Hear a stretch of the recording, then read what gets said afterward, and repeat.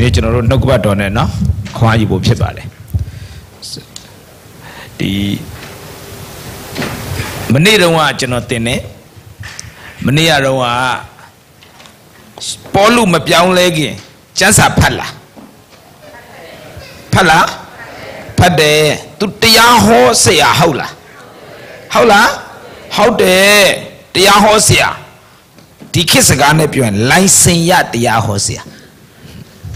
ဟုတ်တယ်အတိမတ်ပြုသူတို့ခေတ်ခရရှိတယ်နော်အတိမတ်ပြုအတိမတ်မပြုရှိဗိမာန်တော်တွေဘာတွေနဲ့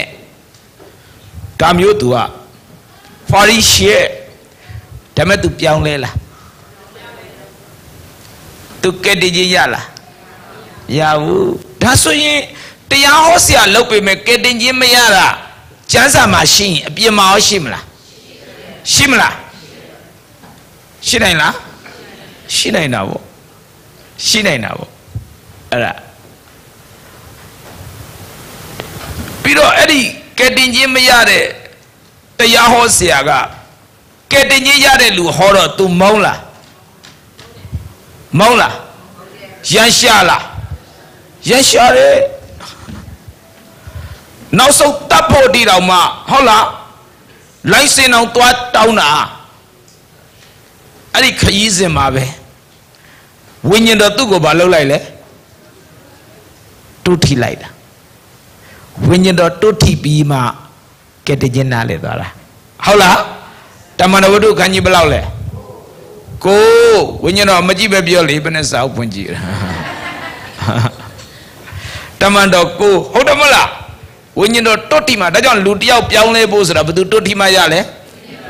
ဝိညာဉ်တော်တုထိမှရတာဝိညာဉ်တော်မတုထိမရဘူးနော်မတုထိမရဘူးဝိညာဉ်တော်တုထိမှဘလောက်တိတာပဲရှိတယ်မပြောင်းလဲပါဘူးဘလောက်တိဝိညာဉ်တော်မတုထိမရပါဘူးဟုတ်လားမဟုတ်လား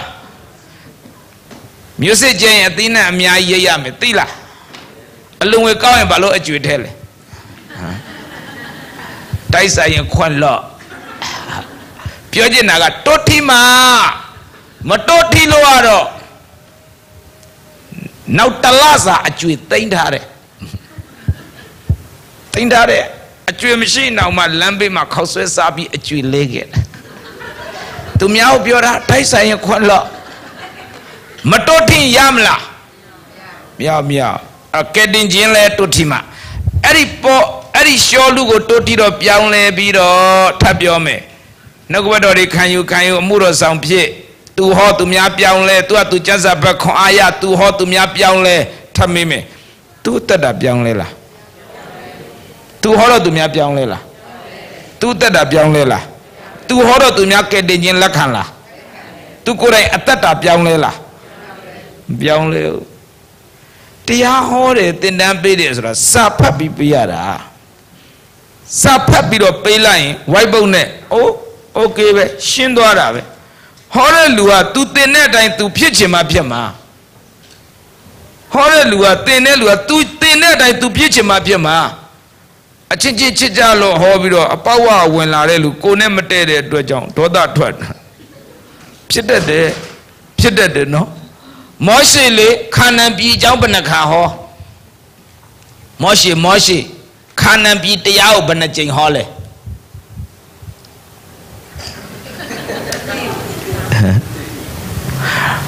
နှစ်ကြိမ်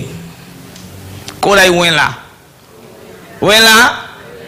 မဝင်ရဘူးကြွယ်ဝတဲ့အသက်တာဟောပြီးမွဲသွားတာတစ်ဖွဲ့ရှိတယ်ဟောသလားမမေးနဲ့ကြွယ်ဝတဲ့အသက်တာဟောပြီးတော့ပတ်စံချီသုံးတာဟောတာတော့ရတာဗောဝိညာဉ်တော်ကမတုထိရင်အသက်တာမပြောင်းလဲဘူးကဲ့တင်ခြင်းကလည်းဗာလဲတုထိမှအသက်တာပြောင်းလဲတာလည်းတုထိမှပေါလုနဲ့ချီပြီးကြတယ်ကြာကြီးယောမ9:24ရောက်တော့သူစိတ်ညစ်မပြောင်းလဲနိုင်လို့25မှာဝိညာဉ်တော်တုထိသွားတာအဲ့ကြမှာဘာဖြစ်သွားလဲပြောင်းလဲသွားတာကဘာကျော်ဆရာကြီးပေါလု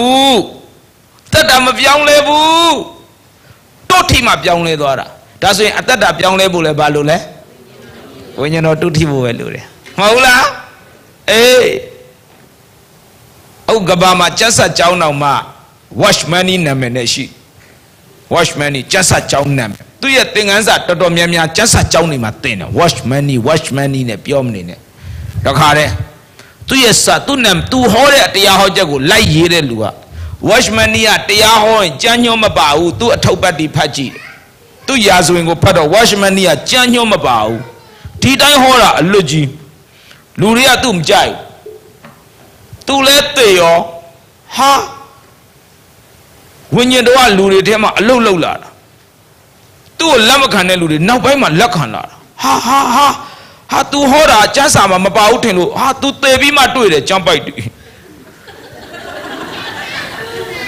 ကျမ်းပိုက်တွေပြန်တွေ့တာအဲ့ကြမှာသူများကသူ့တရားဟောချက်ကိုတွေ့တဲ့ကျမ်းပိုက်နဲ့တွဲပြီးပြန်ရေးပြလိုက်တာအခုကျမ်းစာကြောင်းနေမှာ watchman ရဲ့တရားဟောချက်တွေအချက်လေအလက်တွေကျမ်းညွှန်းတွေထည့်ပြီးတော့မှကျမ်းစာကြောင်းနေမှာသင်နေကြတယ်ကဘာမှာစာကြည့်လိုက်တော်တော်များများသူ့စာအုပ်တွေတိတ်များကြည့်သူဘာပြောလဲသိလားသူလေ church မှာကြီးညာတာပြတ်တယ်နော်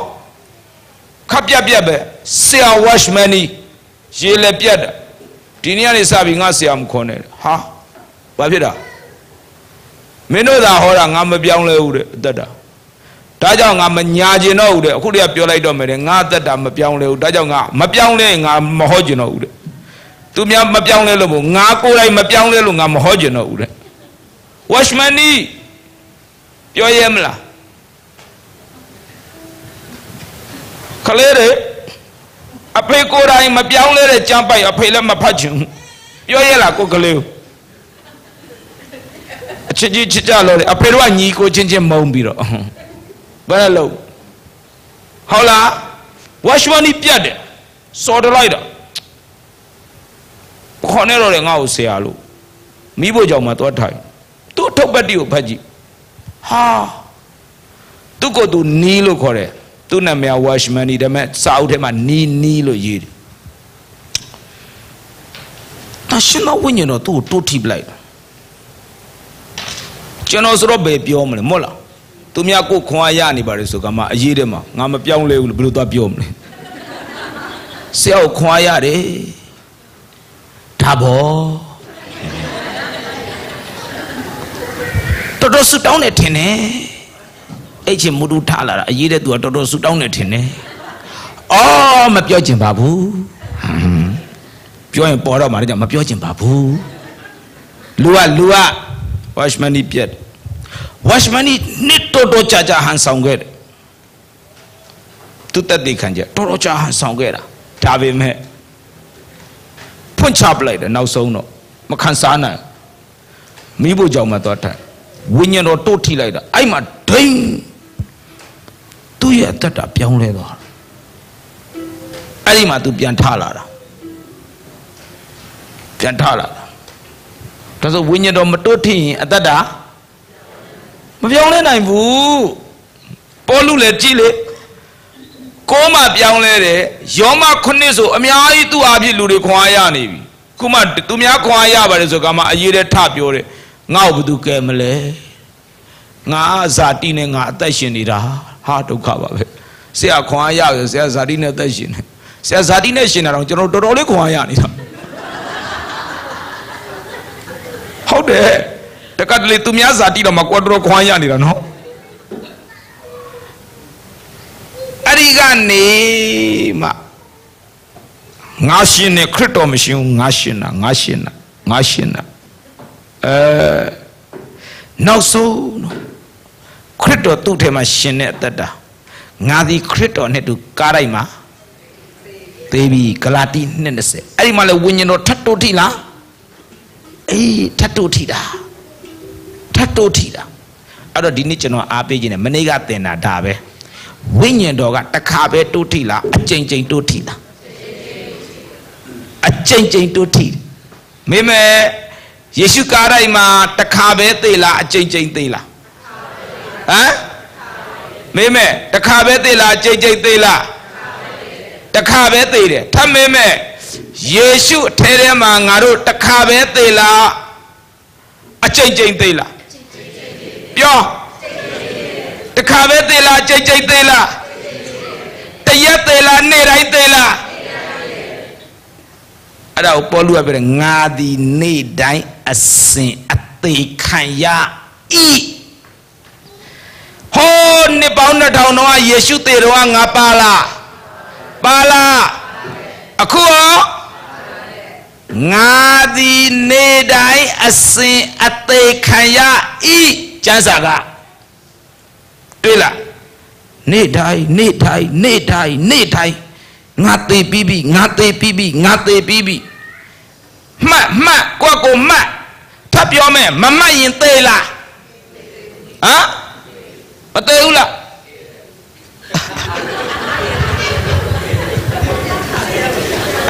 မမှတ်ရင်သေလား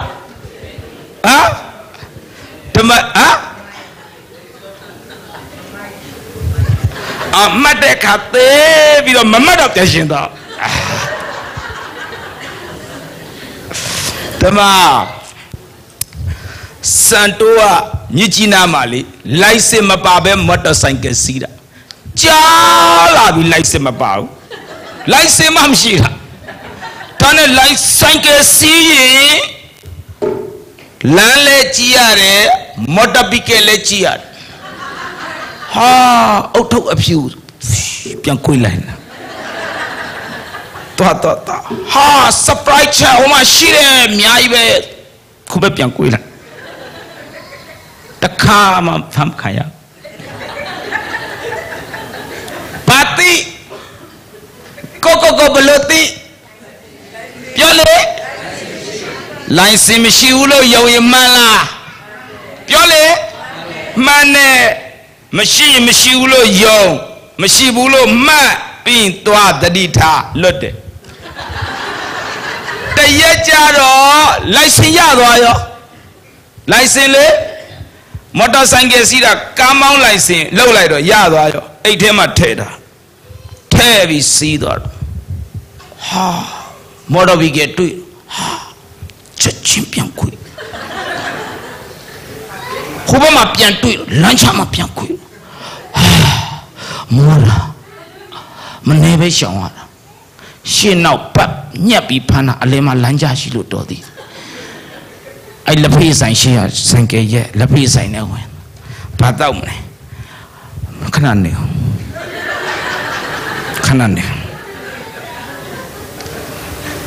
လက်ဖေးတစ်ခါ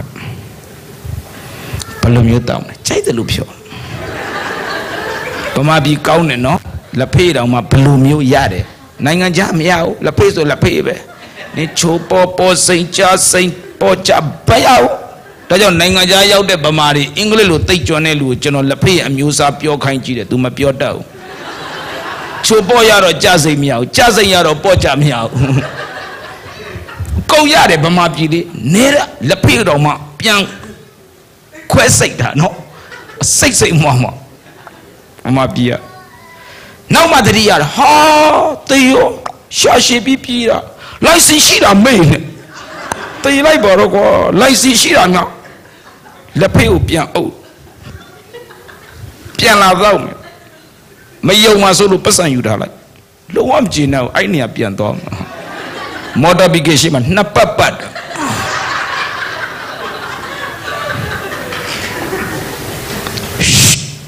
ရတယ်ရောတော်တယ်ရှိလားသိလားမသိတော့မောခရစ်တော်ထဲမှာသိပြီလားသိပြီလားမသိရင်သိလားဟမ်ပြောသိလားသိတယ်လေမေ့သွားတော့ဖတ်ကိုမောလို့မဟုတ်လားမောသွားတာထားကြောင့်မမောရလေအောင်ပေါလုကတတိပေးတယ်ငါသည်နေတိုင်းအစဉ်အသေးခံရ၏အမြဲတမ်းမှတ်အဲ့ဒါဆိုမမောဘူးတ တခါတလေမမတ်တဲ့နေ့မောလို့ခြေထောက်လာနေပြန်နင်းပလိုက်အိုးဖုံးဖွင့်လိုက်တယ်အော်ဟင်းကုန်စားသွားတယ်ဒါမျိုးကြီးလားကိုကလည်းကြတော့ထမင်းစားပြီးကြံတဲ့ထမင်းရေထည့်ပြလိုက်တယ်ပြီးတော့ငါနေ့တိုင်းအစဉ်သေခံရယူမေ့သွားတော့မောတယ်ဒေါသတွေနဲ့မောဟတွေဟုတ်တယ်မလားအေးအဲ့တော့ပေါလုကဂလာတိ2:20ဝိညာဉ်တော်တွတ်ထိလားဒါကြောင့်ကျွန်တော်အားပေးခြင်းနဲ့အမြဲတမ်းဝိညာဉ်တော်ကဘာလုပ်နေဖို့လို့လဲတွတ်ထိဖို့လို့တဲ့အဲ့ကြမှာအသက်တာကပြောင်းလဲလာတာမဟုတ်လားဒါကြောင့်အမြဲတမ်းတန်ရှင်သောဝိညာဉ်တော်အလုံးလုံးချင်းခံရတဲ့ယုံကြည်သူများဖြစ်ဖို့လိုတယ်အာမင်ကောင်းပြီနောက်တစ်ခုသင်မယ်ဒီနေ့ကြည့်အောင်တမန်တော်ဝိတ္ထုအခန်းကြီး4အပိုက်ငယ်19ဖတ်ကြည့်အောင်တမန်တော်4အပိုက်ငယ်19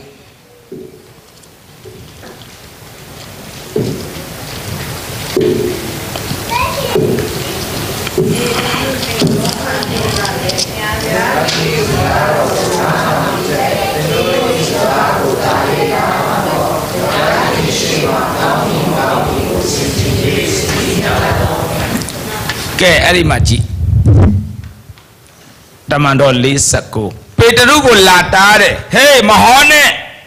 ဘာမဟောနဲ့လေယေရှုနာမကိုအမိပြုတ်ပြီးလဲမဟောနဲ့ပြီးရောပြတ်တယ်နော်အဲ့ဒီအဖွဲ့တွေတားတာဟာယေရှုနာမကိုအမိပြုတ်ပြီးတော့လဲမဟောနဲ့အပိုင်ငယ်18မှာပါတယ်မဟောနဲ့ဒါနဲ့ပေတရုပြန်ပြောတယ်လေပေတရုနဲ့ယောဟန်ဘာပြောလဲလိုက်ဆိုဖယားသခင်ဤစကားတော်ကိုနားထောင်သည်ထက်သင်တို့ဤစကားကိုတာ၍နားထောင်တော်ဖယားသခင်ရှေ့ကောင်းပြီမကောင်းပြီကိုစင်ကြင်၍စီရင်ကြလော့အဲ့ဒီမှာစကား2မျိုးပါတယ်ဘာနဲ့ဘာဟမ်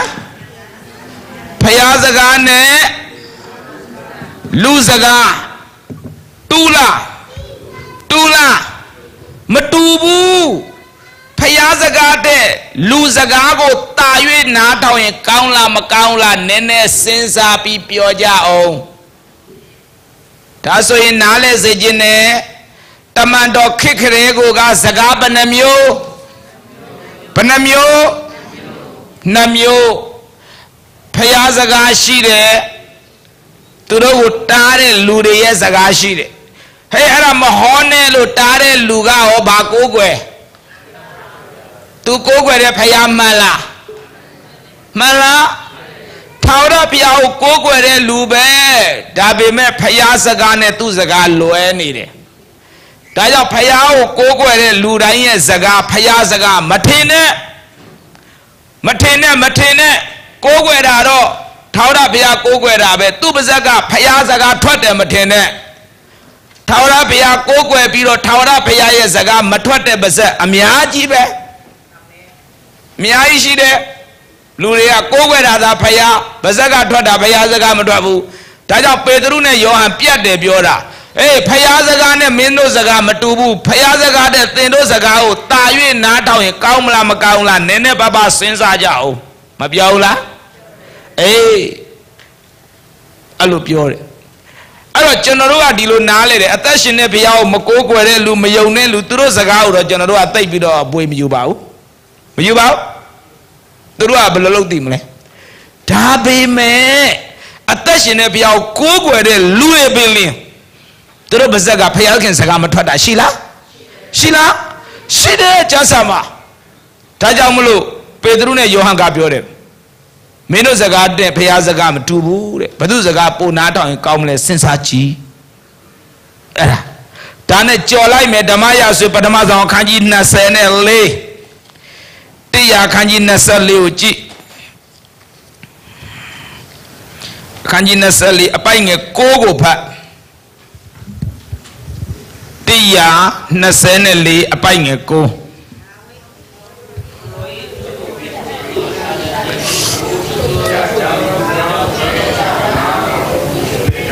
ခ အားလုံးညီတဲ့အတွက်ကျေးဇူးတင်တယ်ဒါဝိဒ်ဒီကိုတော်ဤအကျိုးကိုဖြတ်ခြင်းကရှာကြံသည်ဟုသိကောင်းနေနော်ဒါဝိဒ်ကဘသူ့ကိုပြောနေလဲအဲ့ဒီကျမ်းပိုက်ကရှောလူကိုပြောနေတာဒါဝိဒ်ကဆရာရှောလူကိုဒါဝိဒ်ကပြောနေတယ်ရှောလူမင်းဒါဝိဒ်ဒီကိုတော်ဤအကျိုးကိုဖြတ်ခြင်းကရှာကြံသည်ဟုလိုက်ဆိုလူအချို့ပြောတော့စကားကိုအဘယ်ကြောင့်နားထောင်သည်နီဒါဝိဒ်ကရှောလူကိုပြောနေတယ်ရှောလူမင်းကျွန်တော်ကခမည်းအကျိုးကိုဖြတ်တယ်လို့လူတွေကစွတ်စွဲတယ်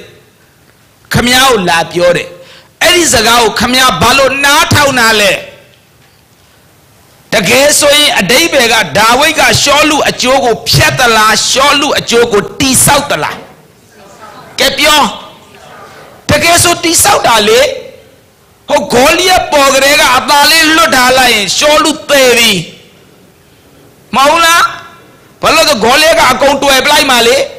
တနိုင်ငံလုံးကြုံခံရမှလေဖိလိတိစီမှာမဟုတ်လားအဲ့ကလေးကဒါဝိဒ်ကထားလာပြီးတော့မှသူ့ရဲ့လောက်လွဲနဲ့မဟုတ်လားဖြည့်ရှင်းလိုက်တယ်ဘုရားသခင်မဆာလို့အဲ့ဒီမှာသူ့နိုင်ငံကလွတ်သွားတာတကယ်ဆိုရင်ဒါဝိဒ်ကရှောလူအကျိုးဖြတ်သလားတိဆောက်သလားတိဆောက်တာတိုးတော်ရှောလူကဒါဝိဒ်ကသူ့အကျိုးတိဆောက်တယ်လို့နားလဲလားဖြတ်တယ်လို့နားလဲလားဘယ်လိုနားလဲလဲဖြတ်တယ်လို့နားလဲတယ်မှတ်ထားပါတခါတရံမှာ round thinking အမှားတွေးမိတတ်တယ်လာတိဆောက်တာကိုလာဖြတ်တယ်လို့ဘာဖြစ်လဲယူဆမိတတ်တယ်လာကျွေးတာကိုလာပြီးတော့ဗာလဲဖြက်လို့ဖြက်စီးလို့လဲထင်တတ်လားထင်တတ်တယ်လာဆုတောင်းပေးတာကိုလာနှောက်ယှက်တယ်လို့လဲထင်တတ်တယ်တခါတလေအခုဒီမှာလေဒါဝိဒ်ကတကယ်တော့သူအကျိုးပြုစုတာလေတိုးတော့ဘာဖြစ်လို့အဲ့လိုမျိုးထင်သွားတာလဲရှောလူကကဲပြောလူအချို့ပြောသောစကားကိုလူကငြိမ်မနေဘူးလူဆိုတာလေမလို့သိလဲမသိရန်တွေ့တာလူတယောက်ကသတင်းတစ်ခုလာပြောကျွန်တော်သူ့မေးတယ်အဲ့ဒါသေချာလားထင်တာပဲသွားရောအဲ့ထင်တာပဲကတော်တော်ဆိုးတာကြည့်နော်ခံမှန်းကျင်နဲ့တွေ့တာစံတို့တော်ခံပြီးပြီတခေါက်တော့ပြီးခဲ့တဲ့နှစ်ပေါင်း20ကျော်ကျွန်တော်ကမြစ်ကြီးနားကနေရန်ကုန်သွားတော့အဲ့ဒီတင်တန်းမှာရန်ကုန်မရောက်ခင်မိတ်ထီလာကိုဝင်တယ်မိတ်ထီလာတင်တန်းမှာရော့နေတို့အမေပေးတဲ့စာနေတို့အမေပေးတဲ့အနွေးတယ်ပေးလိုက်အဲ့တင်တန်းသားကိုသူတို့အမေကစာရေးထားတယ်ဆရာစံတိုးနဲ့တဲ့အနွေးတယ်နဲ့ပတ်စံ2000ထည့်ပေးလိုက်တယ်ဒါပေမဲ့ပိုက်ဆံမပေးလိုက်ဘူးစာထဲမှာတော့ပါတယ်လက်ထဲမပေးလိုက်ဘူးအနည်း20ကျော်အဲ့ဒါနဲ့ဟိုရော့စာရော့အနွေးတယ်အဲ့ရနေရန်ကုန်မရောက်တော့ကျွန်တော်ရန်ကုန်မှာနေတဲ့တင်တန်းလေးပါလေးပေးအဲ့ဒီကနေဘကိုးသွားတယ်ဘကိုးမှာကျန်းစာသွားတဲ့ကျန်းစာတင်တန်းခေါ်တော့ကျွန်တော်ဆရာနဲ့သွားတဲ့ဒါနဲ့လူအများကြီးကြားတယ်ခုပဲကျန်းစာတင်ပြီးဆင်းလာတာဘကိုးဟဲ့အောက်ရောက်တာနဲ့ကျွန်တော်ဆရာဆူမင်းဟိုကောင်လေးဘရန်ရှောင်းရဲ့ပတ်စံ2000မင်းဘာလို့မပေးလဲယူထားလဲဘယ်ဘရန်ရှောင်း2000ဘာနဲ့ဘယ်ရှောင်း2000ပြရမင်းမြစ်ကြီးနာသူ့အမေပေးလိုက်တာမပေးဘူးအထုပ်တစ်ထုပ်နဲ့စာတစ်စောင်တာပဲ မပေးလို့သူများပြောမလားအဲ့လေပေးမှမပေးတာမဟုတ်လေမပေးဘဲနဲ့သူများစာထဲမှာထည့်ရေးမလားစာထဲမှာဘာရေးလဲကျွန်တော်ဖောက်ဖတ်လို့မှမရတယ်မဟုတ်ဘူးမင်းပေးလို့ပေးတယ်သူလည်းမသိပဲနဲ့ဒါမဲ့လူအများကြီးကြားထဲမှာစံတိုးကစံတိုးဟွာဆရာလေးလူတွေကစံတိုးစကားဘယ်အတီဖြစ်မလဲဆရာစကားအတီပေါ့အဲ့ဒီသူဘာမှရှိတယ်ရန်ကုန်မှာရန်ကုန်ရောက်ရင်တွေ့ဒါနဲ့ရန်ကုန်ရောက်တာနဲ့တော့ရှာလာကဲနင်တို့အမေကငါ့ကိုတပြားမပေးဘူးဟုတ်တယ်တဲ့ကျွန်တော်လည်းအခုနမှဖုံးဆက်တာမပေးဘူးပြောတယ်မေ့သွားတယ်မေ့လို့ရမလားဟမ်မေ့နေပါစက်ကဘာလို့ရှောက်ပြောလဲငါလည်းဘယ်သိမလဲတဲ့စာထဲမှာပါတာဟုတ်တဲ့မပါရင်လည်းနင်တို့အမေအရင်ဖုံးဆက်ပါလားမဆက်ဘဲနဲ့ရှောက်ပြောလဲအမငါဘကိုးမှာစူးတာဆရာကိစ္စမရှိပါကိစ္စရှိတာဗောငါ့ကိုကြောင်းတစ်ကြောင်းမှာခေါ်ဆူတာမှမဟုတ်တာကျန်းစာတင်ပြီးစီးလာတာနဲ့ဆူတာငါ့အောက်မှာထိုင်တာမဟုတ်ငါကျန်းစာတင်တာသူများဆရာဆိုဟိုမှာ2000လိန်သွားတယ်ဆိုပြောရောငါ့လူအများကြီးဘယ်နဲ့လို့ကိစ္စမရှိလို့မရဘူးလားအဲ့ဒီဘကိုးကလူတွေထားလိုက်သူတို့မသိနေပါစေတော့ဟိုဆရာသိဖို့ရည်ကြီးတယ်လားမင်းဆရာစီလိုက်ခဲ့ခေါ်သွားဆရာပြောအမသူ့အမေ2000ပေးလားမပေးလားမေးအမပေးလားမပေးဘူးတဲ့စာပဲရေးမိတာမပေးမိဘူးမပေးမိလေပြီးပြီဗောတဲ့ဟာပြီးပြီဗောနေရမလားသူများလူကြားထဲမှာပြောပြီးတော့ကိစ္စမရှိပါဘူးကိစ္စရှိတာဗောဘယ်မရှိရမလဲသူများပြောတိုင်းရှောက်ပြောဘာဖြစ်လဲဒါပြောတဲ့လူကကိစ္စမရှိဘူးခံရတဲ့လူကကိစ္စရှိတာဗောအဆက်ကိုကိုယ်ရောကြည့်ဒါပေမဲ့လည်းဘယ်တက်နိုင်မလဲအဲ့ဒါငါမားပါတယ်ဆိုပြီးတော့အိုက်ခက်က Facebook မှာကြော်ညာလို့မှမရတာအဲ့ဒါကိုတယောက်ချင်းလိုက်ပြောရင်လဲရေကြီးခွင်ကျဲလုံနေပြန်ပြီဖြစ်အောင်မဲ့ဆိုတော့ခံရလားခံရတယ်ခံဖို့ပဲအဲ့လူတွေကလေပါဇက်ကလေမငြိမ်ဘူးလူအချို့ပြောသောစကားကိုယုံတတ်လားအဲ့တော့ခံဖို့ပဲတတ်နိုင်မလားအဲ့လူအချို့နဲ့သွားရင်နော်ရေးလေစိတ်တက်ကြပြီးတော့ပြဿနာတော့ပြီးသွားပြီဒါပေမဲ့မတတ်နိုင်ကိုခံရတာပေါ့မဟုတ်လားဒါနဲ့ဘုရားသခင်ကကိစ္စမရှိပါဘူးခံရရင်လည်းခံခိုင်းရင်လည်းခံလိုက်ပေါ့သူဟာနဲ့သူနော်သူအခါနဲ့သူရှိမြစ်ကြီးနားရောက်သွားအဲ့တဲ့တင်းကိုကြားရောသူ့အမေကြားဆရာကြီး sorry ပဲအဲ့2000ဟာလေပေးမလို့မေ့သွားတာဟိုမှာဆရာတော်တော်ရှက်ကွဲသွားတဲ့တည်င်းကြားအယမ်းစိတ်မကောင်းအရွယ်ရလဲတခြားစီမလို့ဘာမှပြန်မပြောချင်ဘူးဆရာဖြူပြီးတကြီးပြီးနေပါမစင်စားဘူးသူကလေးကမွေးစေပါသမားတခုခုပြောမှကိစ္စမရှိဘူးငါကြားစာတင်နေဆရာလူကြားထဲမှာငါဆရာတွေ့သွားတာသူကတော့စိတ်မကောင်းပြီးရောသူကဘယ်ပြန်ပြောလို့ရမလဲမဟုတ်ဘူးလားဆရာဆိုတော့လေဘယ်နဲ့ပြောသီးမခံနိုင်အောက်ခံဒါပဲရှိတယ်ရေလက်ခံစားပြီးနေရပြီးလဲပြီးသားဆရာကြီးစိတ်မရှိနဲ့သူ့2000မပေးမိဘူးလေအတွက်သူဘလို့ဖြည့်ရှင်းပြီးတော့လေသူများနဲ့ကပ်ပြီးမြကြီးနားလိုက်လာတယ်သိလားဆရာတကယ်တော့အဲ့2000သူ့လမ်းစရိတ်မေ့သွားတော့မပေးပြီးတော့လေ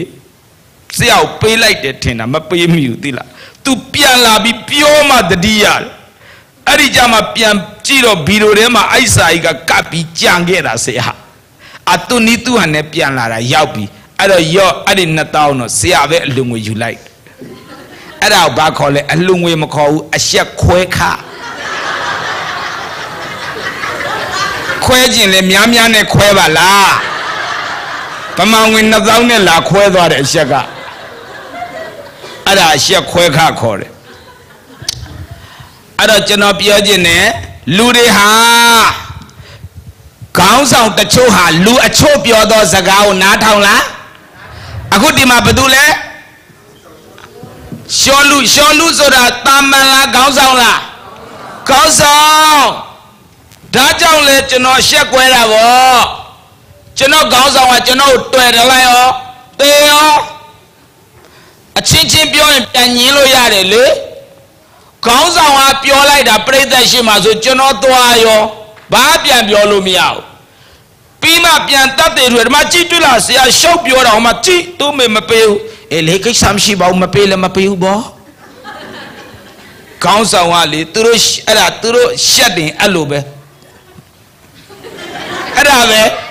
ဟုတ်တယ်ငါမားသွားတယ် sorry ပဲငါပြန်ပြောပေးမယ်အဲ့ဘကောကလူတွေတွေ့ပြောပါလားဟမ်မပြောဘူးအော်ဒါမပေးလည်းမပေးဘူးဗောအဲ့ဒါဆိုသူတို့ရဲ့ဂိတ်ဆုံးဝန်ခံတောင်းပန်ခြင်းပဲမလွယ်ဘူးအဲ့တော့ရှောလူကဘာလဲလူစကားနားထောင်လားမှတ်တာပါနားထောင်တာအမျိုးမျိုးရှိတယ်လူစကားနားထောင်ရင်မှန်လားမှားလားဒါဝိတ်ကိုလိုက်တွေ့တော့တာဟုတ်လားမဟုတ်လားရေလေလိုက်တွေ့တာဒါဝိတ်ကိုပြေးတဲ့ဒါဝိတ်ကတော့အချိန်ပေါင်းဘယ်လောက်အချိန်ပေါင်းဘရဒါဝိတ်ကိုရှောလူလိုက်တွေ့တဲ့အချိန်ပေါင်း20ကျော်တစ်ချိန်နှစ်ချိန်မဟုတ်တစ်ချိန်နှစ်ချိန်မကောက်ဘူးတွေ့တာ20ကျော်အဲ့တော့နားထောင်တဲ့အခါမှာဒီနေ့ကျွန်တော်တို့ယုံကြည်သူတွေဟာဖျားစကားနဲ့လူစကားဆိုဘသူစကားကိုနားမထောင်အောင်လဲဘသူစကားနားထောင်ရမလဲအဲ့ဒီဖျားစကားနဲ့လူရဲ့စကားတူနေရင်နားထောင်လို့ရလားမြန်ပြောဖျားစကားနဲ့လူပြောတဲ့စကားတူနေရင်အဲ့ဒီလူစကားကိုနားထောင်လို့ရတယ်ဟဲ့ကျမ်းစာဖတ်ကြပြောတယ်လေမှန်လားလားဖျားစကားနဲ့တူလားဆူတောင်းကြနော်ဖျားစကားနဲ့တူလားတူတယ်စက္ကကြဟေးဝိညာဉ်ရေးရမှာဖျားစကားနဲ့တူလားတူရင်နားထောင်ရမလားနားထောင်ရမှာဗော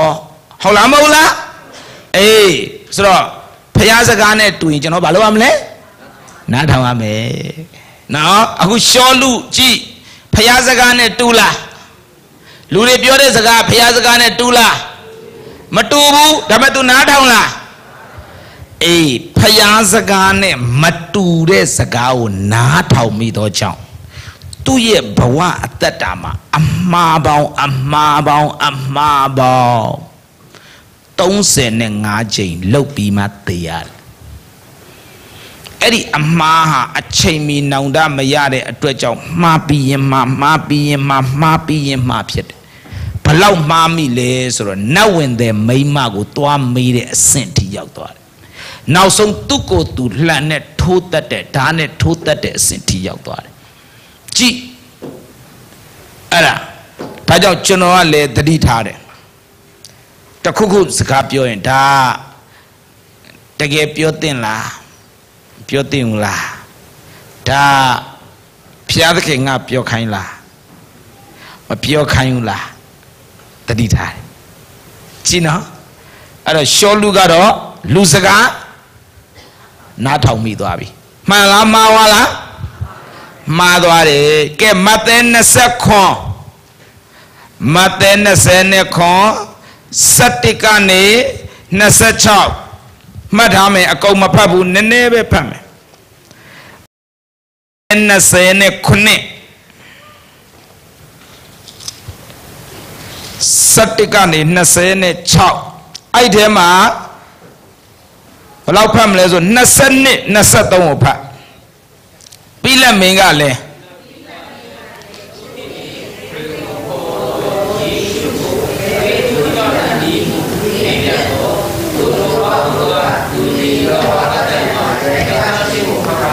ရပြီခဏနားမယ်ကဲအခုပြောပြီးပိလတ်ရှိမှယေရှုကိုသူတို့ဖမ်းလာတယ်သူ့ကိုကားတိုင်းမှာရိုက်တတ်ပါတယ် ကိုသူဖျားလို့ပြောတယ်တဲ့သူကိုသူတမန်တရားလို့ပြောတယ်တဲ့ဖျားကိုစော်ကားပြီးပြောတယ်တဲ့ဒါကြောင့်သူကိုကားတိုင်းမှာရိုက်တတ်ပါတဲ့ဒါနဲ့ပဲပိလတ်မင်းကတေချာမေးတယ်တေချာမေးတော့သူ့မှာပြည့်မရှိဘူးယေရှုမှာပြည့်မရှိဘူးဒါနဲ့ထပ်မေးတယ်မင်းတို့ငါပြောမယ်သူ့မှာပြည့်မရှိဘူးမဟုတ်ဘူးတဲ့ပြည့်ရှိတယ်တဲ့ကားတိုင်းမှာရိုက်တတ်ပါတဲ့ကောင်းပြီဒီနေ့ဟာလူဆိုးတယောက်ကိုလွတ်တဲ့နေ့ဟုတ်တယ်တယောက်ကိုလွတ်ပေးတဲ့နေ့အဲ့တော့မှဘာနဘရှိတယ်ယေရှုရှိကဲဘယ်သူကိုလွတ်လူတွေကဘာပြောလဲဘာနဘကိုလွတ်အဲ့လူဆိုးကိုလွတ်ယေရှုရိုက်တဲ့လူတွေပြောလားကဲပိလတ်မင်းကအဲ့ဒီယေရှုအပြစ်မရှိဘူးဆိုတာကိုသိလားသိတယ်ဒါမှလူတွေကမဟုတ်ယေရှုကိုပဲရိုက်တဲ့ပြောနေပြီယေရှုပဲရိုက်တဲ့ပါဒါနဲ့အငယ်23ကိုထပ်ဖတ်မြို့ဝန်မင်းကလည်းဖတ်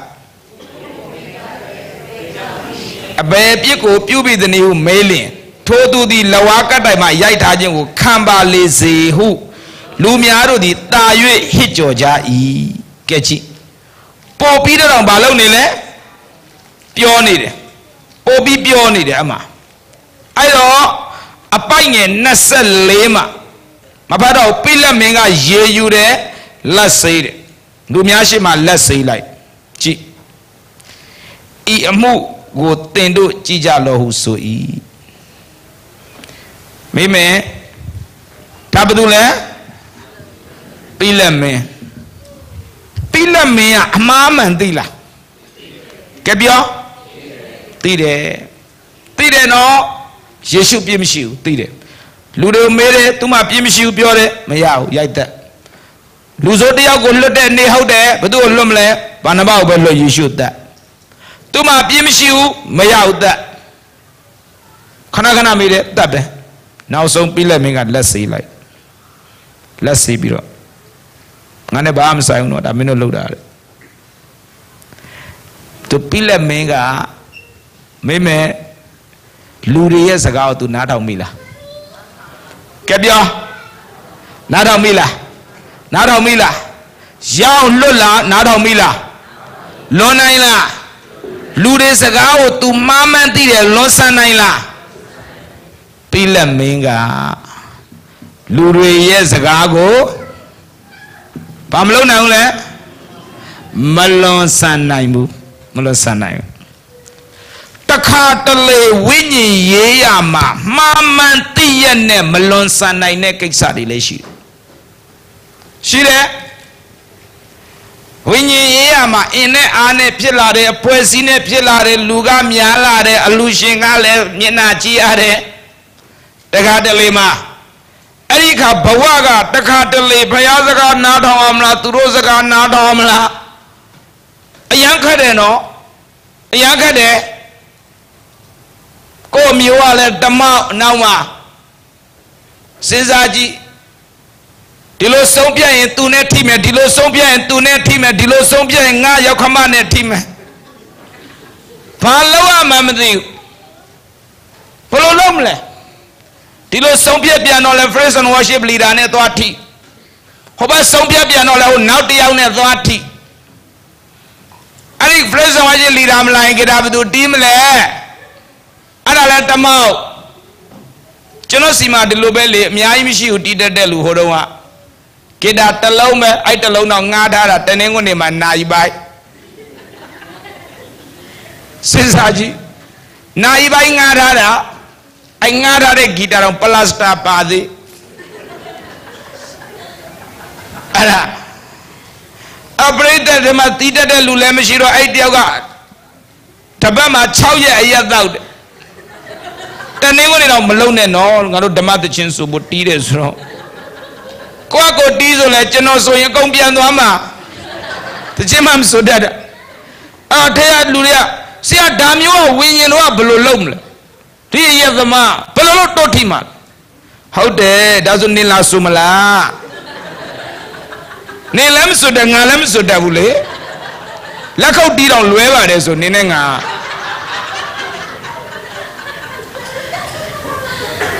ဟိုကလာတီးဆရာဒီဂီတာကြီးကလည်း 6 ရက်လုံးလောကသချင်းပဲဆိုတဲ့ဂီတာကြီးအခုမှလာပြီးတော့မှဝိညာဉ်တော်စင်ကြွမှုပါဆိုတော့ဘလို့စင်ကြွမလဲ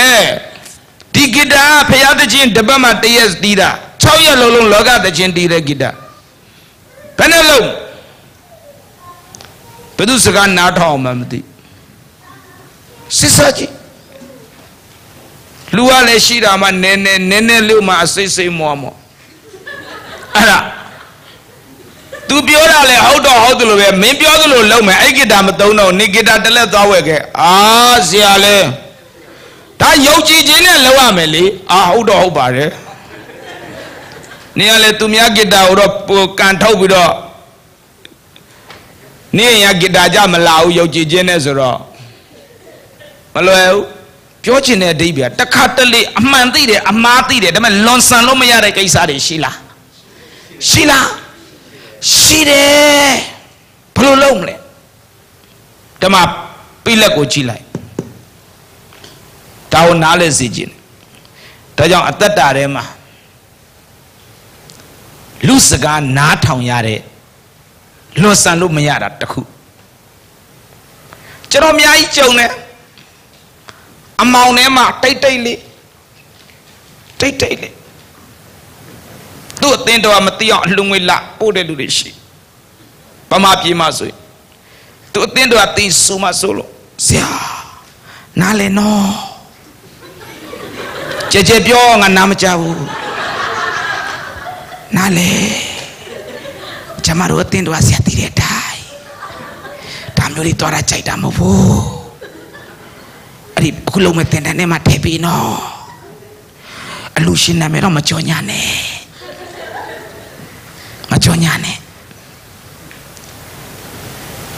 ဒီတခါဟောတဲ့ခွေလေးယူပေးနော်ခဲဝါမလိုက်လို့သူခဲဝါတင်အောင်ဆရာခဲဝါမလိုက်လို့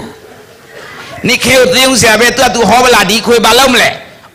तू อ่ะဆရာတို့ခွေတွေယူပြီးတော့ तू နားထောင်ပြီး तू ဖျားเจ้าမှာပြန်ဟောရင် share ပဲပြောပါလားအဲ့ဒါ तू များတရားဟောချက်အမလေးဆရာရဲ့ဆရာလည်းတရားဟောချက်လေးယူပြီး तू များကိုဟောပြီးလဲတော့ဆရာတို့တောင်မှဟောဆရာမလို့တော့နိခဲကဂျားရနာမည်ကြီးချင်တာပေါ့အဲ့လိုလဲသဘောမထားနဲ့လေမြာကြီးအဲ့ဒါနောက်ဆုံးတရားဟောချက်တပုတ်တည်း2 ယောက်ဖြစ်ကချင်ပြည်နယ်မှာစံတိုးလဲဟောနောက်တစ်ယောက်လဲဟော2 နေရာစလုံးသွားနာထောင်မိတဲ့လူဟာအစ်စ်ကမူရင်းကစံတိုးလားသူလားဖြစ်လိုက်စံတိုးကော်ပီလားသူကော်ပီလားဒီတစ်ပတ်ဟောတယ်နောက်တစ်ပတ်သူကဟိုမှာနောက်မှာဟောလိုက်ပြီနောက်နေရာတစ်ခုမှာဟောလဲဟောပြီးမှ2 လလောက်နေမှစံတိုးခွေရထွက်တော့စံတိုးကကော်ပီလိုကိစ္စမရှိပါဘူးတူတာမှဥပမာအစတူတယ်ပြီးရော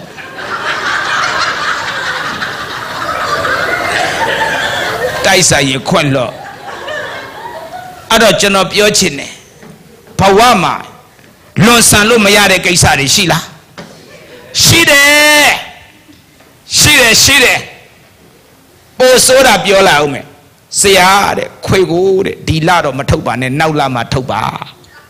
အလူငွေပါလာပေးသွားတယ်တလအောင်ခအဲ့တလမှာ तू ဟောစားအောင်မယ်လေဟောစားတာတစ်ဖွဲ့တလလောက်အောင်ထားပြီးပါစံတိုးပြောလိုက်တယ်ခွေမရောင်းဘူးခွေမထုတ်ဘူးငါသူတို့ရိုက်တယ်ထုတ်ချင်တဲ့လူထုတ်တယ်ငါမထုတ်ဘူးသူတို့နဲ့သွားညှိသူတို့ကပါစက်မလုံးဘူးတဲ့ဆက်မလို့ဆရာပြောပြီးမပြောပေးဘူးလို့လုံးဝမပြောပေးဘူးဘာလို့လဲဆိုငါဒါမျိုးအလုံးမလုပ်ဘူးသူထုတ်ချင်ထုတ်မထုတ်ချင်နေစိတ်ဆိုးသွားတယ်3 လဖျားเจ้าမလာဘူးနောက်တော့ပြန်လာပါတယ်အဲ့တော့ကျွန်တော်ပြောချင်တယ်တခါတလေဘဝမှာလွန်ဆန်လို့မရတဲ့ခန္ဓာတွေရောကြုံရတတ်လားဘယ်နဲ့လုံးကြုံရတတ်တယ်ဖျားเจ้าမှာလေကြုံရတတ်တယ်အမာခံကြီးသူပဲအကုန်လုံးအလူငွေထဲနေတာတခုလေးပဲတောင်းဆိုတယ်အဲ့အပတ်ကစံတို့တပါပတိကိုပြောထားတယ်တယောက်မှအပြင်တချင်းဆိုလို့မရဘူးပရိစ္ဆံဝါရှေလို့တရားဟောမယ်တတ်တေခန္ဓာတချင်းဆိုတာအချိန်မရှိဘူးဗုဒ္ဓဘုနေ့လာကြစံတေးမှာမအားဘူးအခုအလူရဲ့အချိန်လုံနေရတယ် တယောက်မှမထဲနဲ့ပြောပြီးတဲ့အခါကျမှအဲ့ဒီဖះเจ้าမှာအလူငွေအထုပ်ကြီးထဲတဲ့လူကလာတောင်းဆိုတယ်မြီးလေးက Sunday School တချင်းတပုတ်ဆိုခြင်းလို့ဖက်နဲ့လို့သူ့မြီးလေးကလည်းပါဇက်ကရွက်မောရှိပြောမောလိဖြစ်သွားတယ်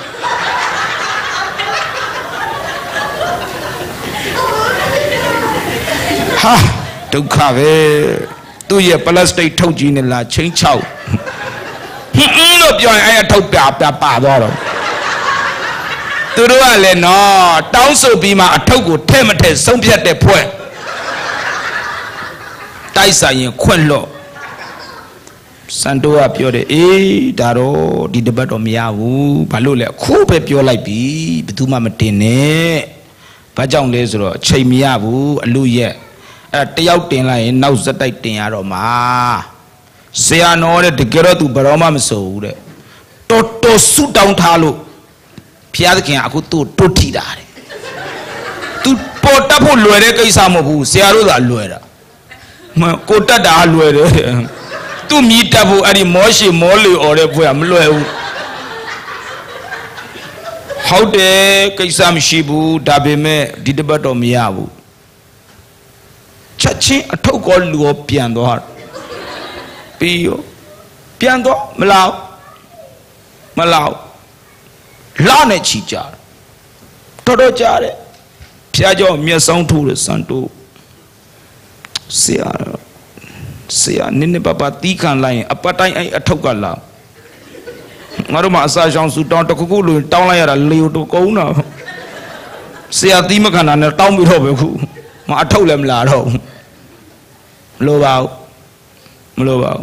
ပြောချင်တာတခါတလေဘဝမှာအမှားမှန်သိတယ်လွန်ဆန်းလို့အေးမပြိလက်မင်းမရဘူးလက်ကလေးစေးပြီးတော့ဆွဲလိုက်တော့မင်းတို့ဟာလားယေရှုဒါပဲနားလေရပြက်ပဲဖျက်စကားပဲအပြက်နားထောင်ဖို့လို့တယ်အာမင်ဒါကြောင့်အခုနံပါတ်1ဘုသူစကားနားထောင်လဲဒီထဲမှာဘုသူစကားနားထောင်လဲဟမ်ရှောလို့ဘုသူစကားနားထောင်လဲပြိလက်ဘုသူစကားနားထောင်လဲလူစကားနားထောင်ကဲနောက်တစ်ခုကြည့်မဿဲ14 6ကနေ10ကိုဖတ်ရှင်မဿဲခန်းကြီး14နည်းနည်းပဲအကုန်တော့မဖတ်ပါဘူးရှင်မဿဲခန်းကြီး14အငယ်6တစ်ခုပဲဖတ်လိုက်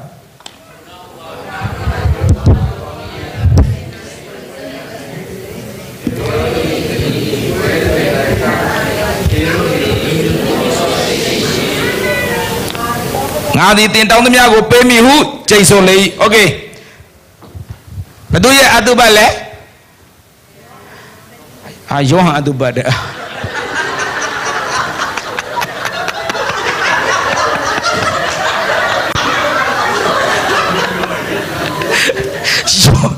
ယောဟန်မသိသေးဘူး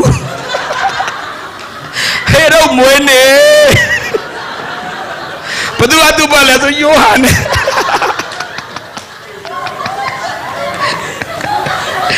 သူကအဲ့ဒါ prophetic ခေါ်တယ်ကြုံမြင်လာတာ तू ကဘာမေးမယ်ဆိုတာ तू မသိဘူးလေ तू က तू စိတ်ထဲမှာမေးထားပြီးပြီ तू ဟာဆရာဆန်တို့ तू မေးတော့မယ်ကြီးနေဆိုတာဘယ်သူအတူပါလဲယောဟန်နဲ့တော့အဲ့ဒါအင်္ဂလိပ်လိုပြောလိုက်ဩစတြေးလျမှာလေဗမာလိုပြောလိုက်ဆိုအဲ့လို short ဖြစ်တတ်တယ်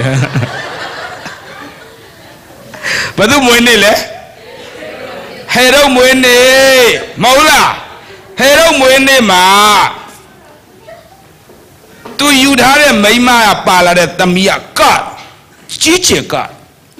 တော့ဟေရုကသဘောကြီးကြားဟေရုမွေးနေဆိုတော့တရောင်းစားတွေပဲဖိတ်မလဲမဟုတ်လား तू ကဟေရုလေတကယ်လူကြီးတွေအမှန်ကန်နေဖိတ်မှာပေါ့မဟုတ်လားစဉ်းစားကြည့်လေတကယ်ပဲတကယ်လူကြီးတွေပါတွေဖိတ်ပြီးတော့မှအကြီးကျယ်လုံးမှာပေါ့သူမွေးနေမှာအဲ့ချိန်မှာကောင်မလေးကလေကတော့သူဒီလေသဘောကျအဲ့ဒါနဲ့ဘာလို့ချင်းလဲပြောတယ်ဘာလို့ချင်းလဲပြော တောင်းသမျှကိုပေးမယ်ပြောလားကဲကြည်အပိုင်ငယ်ခုနှစ်လိုက်ဆိုငါသည်သင်တောင်းသမျှကိုပေးမိဟုကျိန်ဆိုလေပြတ်တယ်နော်အဲ့ဒါဘု து စကားလဲဟေရုစကားဘာလဲတောင်းသမျှကိုတောင်းသမျှပေးမယ်ကျိန်ပလိုက်တောင်းသမျှပေးမယ်သူများလဲကြားလားချက်တိတ်မှလစ်သွားသူ့အမေသားမေးအမေဟေရုကပြောတယ်တောင်းသမျှပေးမယ်တဲ့ဘာတောင်းအမေဘာပြောလိုက်လဲဗတ္တိဇံယောဟန်ရဲ့ခေါင်းကိုတောင်းလိုက်ဟာသွားရောယောဟန်ခေါင်းတောင်းเสียရှားလို့ဗတ္တိဇံဆရာယောဟန်ထောင်ထဲထည့်ထားတာအဲ့ချိန်ဗတ္တိဇံဆရာယောဟန်ကိုလေဗတ္တိဇံဆရာယောဟန်ရဲ့ခေါင်းကိုပေးတယ်တော့ပြောဗတ္တိဇံဆရာယောဟန်ခေါင်းတောင်းတဲ့အခါမှာ तू မပေးရင်ရလားကြပြောမရဘူးလားဟမ်ရမေးမယ်လေမပေးရလားမရဘူးလားရလားအဲ့ဂရီကိုဖြတ်ရင်ရလားဖြတ်ချင်လဲသဘောပဲမဖြတ်ချင်လဲသဘောပဲလေသဘောပဲဒါပေမဲ့ဓမ္မကြည့်ဗတ္တိဇံဆရာယောဟန်ခေါင်းလို့လဲတောင်းရောအငယ်ကိုဖတ်မင်းကြီးသည်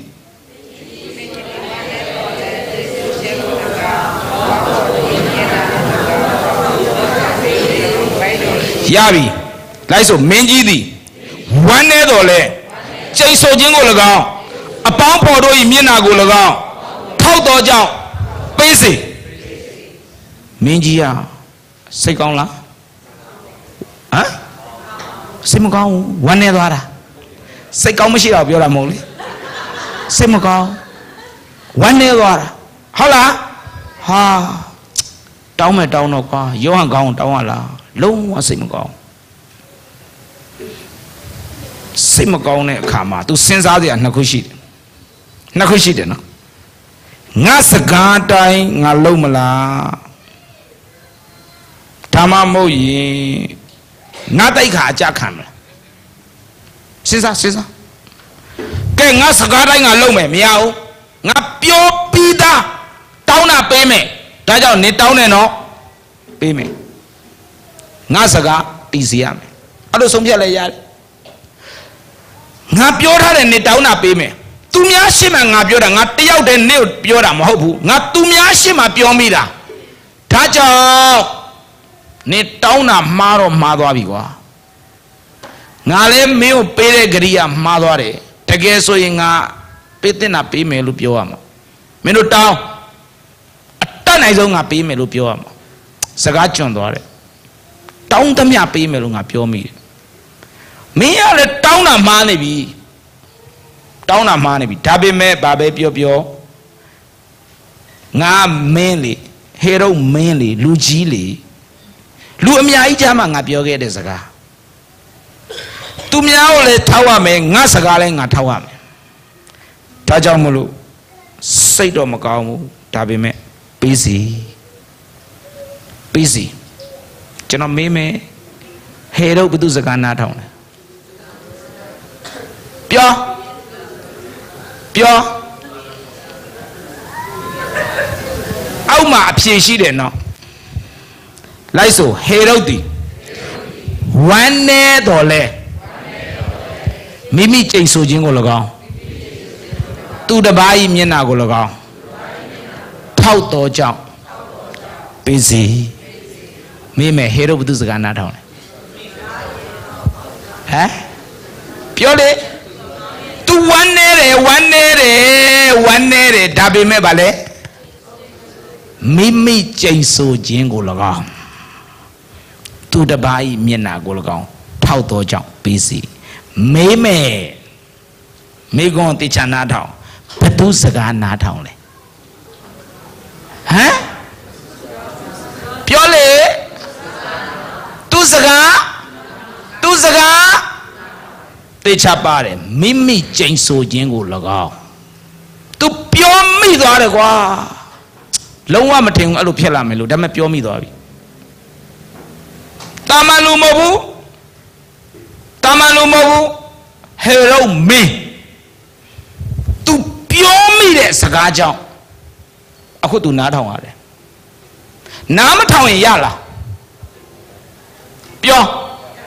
ရလားအဆက်ကွဲမလားပြောလေတိတ်ခါကြမလား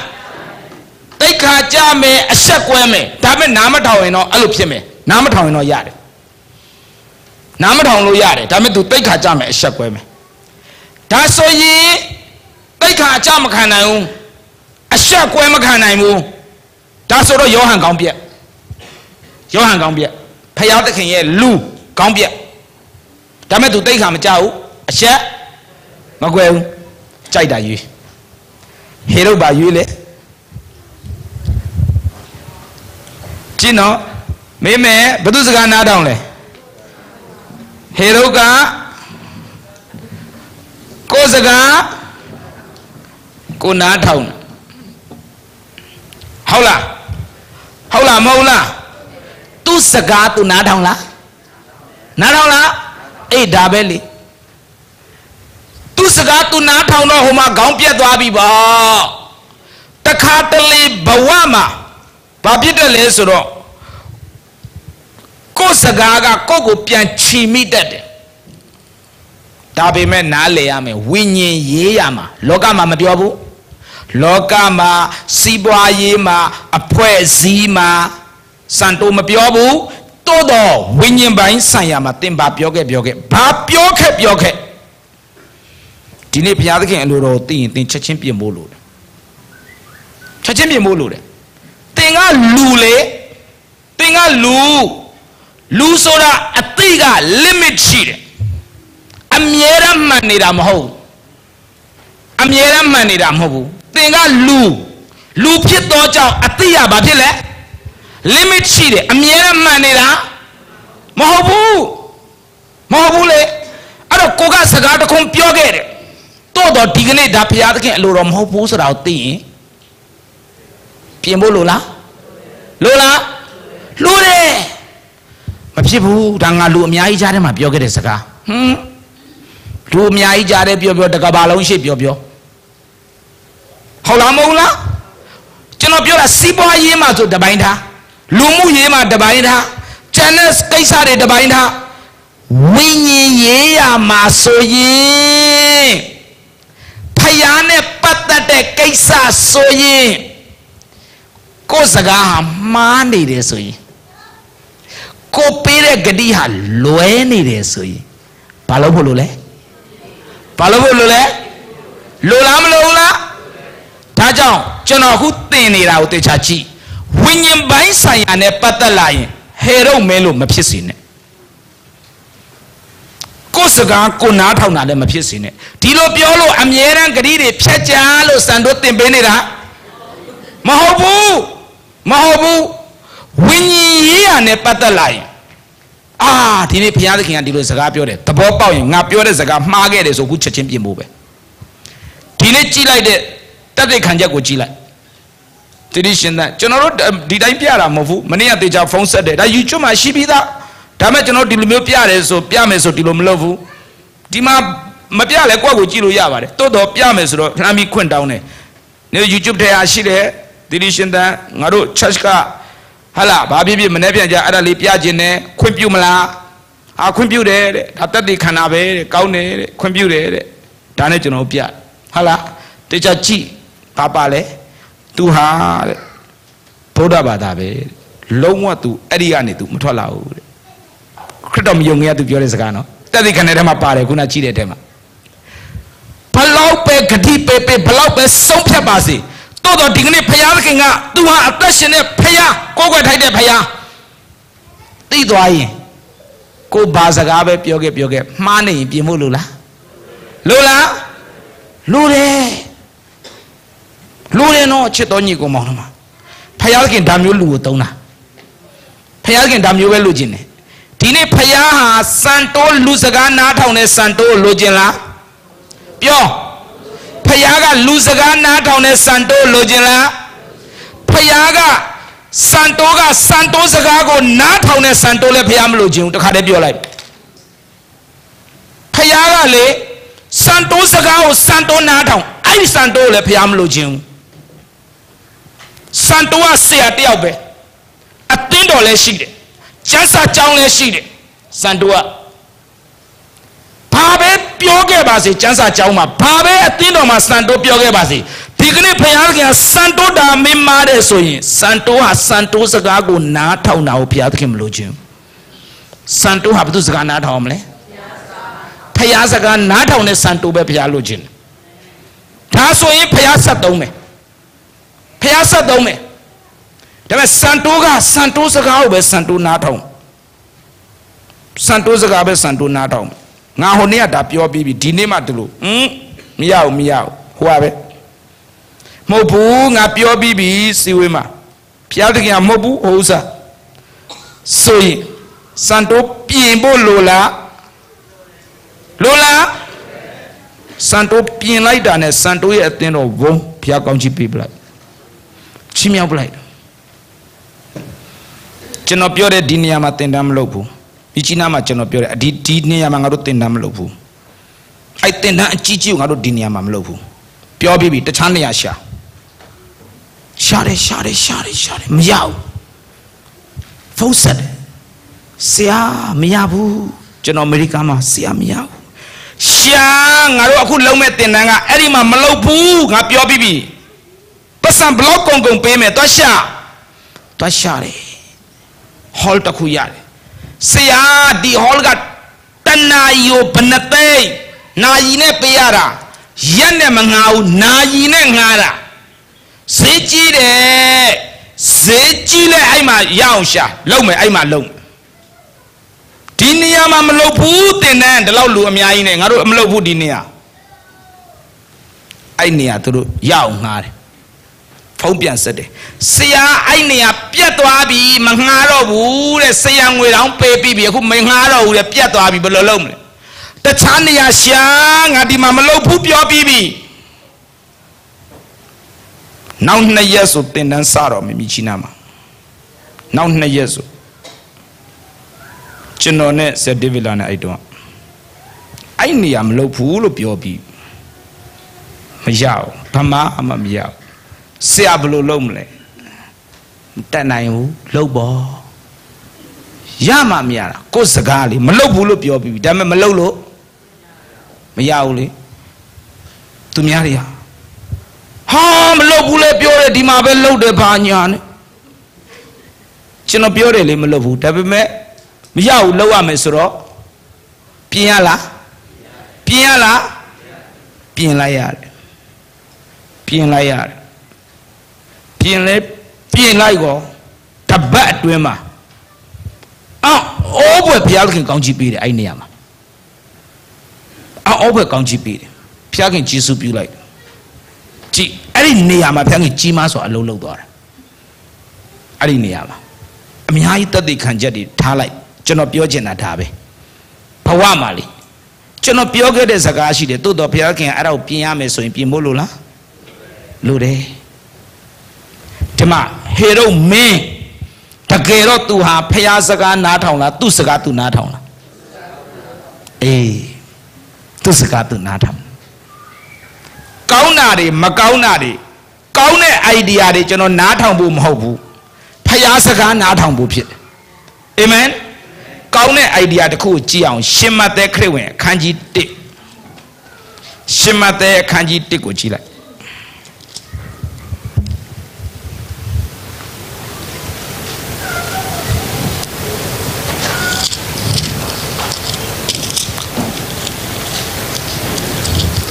အခန်းကြီး1အပိုင်ငယ်19ကိုဖတ်19:20ဆို19တခုပဲဖတ်လိုက်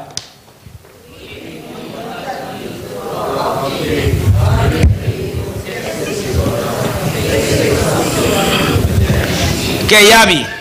ကဲအဲ့ဒါဘာတူလဲယောသတ်အကျံစီရှိလားယောသတ်အကျံစီကကောင်းလားမကောင်းလားယောသတ်တီသူတော်ကောင်းဖြစ်၍တေချာပါတယ်ယောသတ်တီတခိုးဖြစ်၍မပြောဘူးဟုတ်လားယောသတ်တီ သူတော်ကောင်းဖြစ်၍မာရိရဲ့တရေကိုမပြတ်စေခြင်းသောကြောင့်တိတ်ဆိတ်စွာစွန့်ပယ်မိဟုအကြံရှိတိတ်ကောင်းတယ်နော်ယောသက်ကစဉ်းစားတာတိတ်ကောင်းတယ်သူတော်ကောင်းဖျားသခင်ကကောင်းကင်တမန်ကိုလွတ်စကားလာပြောယောသက်မာရိကိုထိမ့်သိမ်းရမယ့်အမှုကိုမစိုးရိမ်နဲ့တင်းရဲ့အကြံစီကိုဘာလို့ရမလဲစွန့်မင်းမာရိကိုစွန့်ပယ်ပြီးသွားမယ်ဆိုတဲ့အကြံစီကိုဘာလဲစွန့်ဒါဆိုမင်းမဲ့အကြံကောင်းလားယောသက်အကြံကောင်းတယ်ဒါပေမဲ့စွန့်ဖို့လိုလားဒါဆိုမင်းမဲ့ဘလောက်ပဲသင်အကြံစီတွေ idea တွေကောင်းနေပါစေဖယားသခင်ကအဲ့ဒါကိုစွန့်လို့ပြောရင်ယောသက်ကနော်သူတော်ကောင်းကြံစီတာလဲအကောင်းဒါပေမဲ့ဖယားသခင်ကခမည်းစီကကောင်းတာမလို့ခြင်းခမည်းရဲ့အင်မတန်ကောင်းတဲ့အကြံစီကိုဖယားသခင်မလို့ခြင်းအင်မတန်ကောင်းတဲ့လုပ်ရက်တွေဖယားသခင်မလို့ခြင်းပါဘူးမကောင်းတာလို့ခြင်းနဲ့ပြောတာမဟုတ်ဘူးနော်ဒါပေမဲ့နားလေရမှာကဒီနေ့လူတွေဟာဖယားနဲ့ပတ်သက်လာရင်ကောင်းတာလေးတွေစဉ်းစားပြီးပြောရင်ဖယားလက်ခံမယ်ထင်တာမဟုတ်ဖယားနားထောင်တာပဲလို့ခြင်းတာဒါနဲ့အခုယောသက်သူ့ရဲ့အကြံကောင်းကိုစွန့်ရလားစွန့်ပလိုက်တယ်ဒါဆိုယောသက်ကသူ့အကြံနဲ့သူသွားလားဖယားအကြံနဲ့သွားလားဒါပဲချက်တော်ညီကိုမောင်းတော့ဖယားအကြံစီနဲ့ဘာလို့ရမလဲသွားဖို့ပဲဒါကြောင့်လူစကားနားထောင်တယ်ကိုယ်စကားကိုနားထောင်တယ်ကြည့်နော်နောက်ဆုံးတစ်ခုကြည့်မယ်မဿဲဒံယေလ 6:10 ကိုဖတ်ဒံယေလ 6 အပိုက်ငယ် 10တွေ့လားဒံယေလနာဂတိကျမ်းအခန်းကြီး 6 အပိုက်ငယ် 10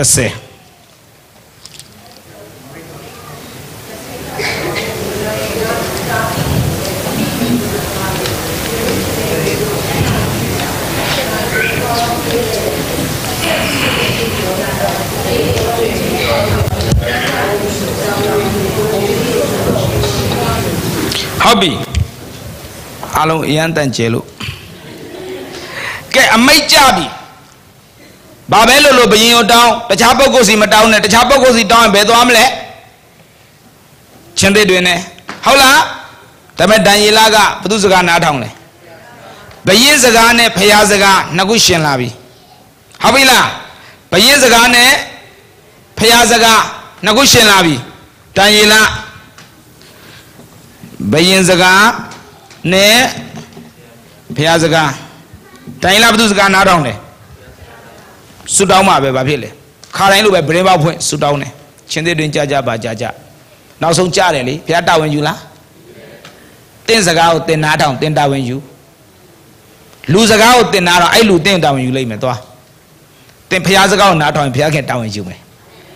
ဟာလေလုယာနောက်တစ်ခုထပ်ပါမယ်လုကာ22:42လုကာ22:42ဖတ်ကြည့်အောင်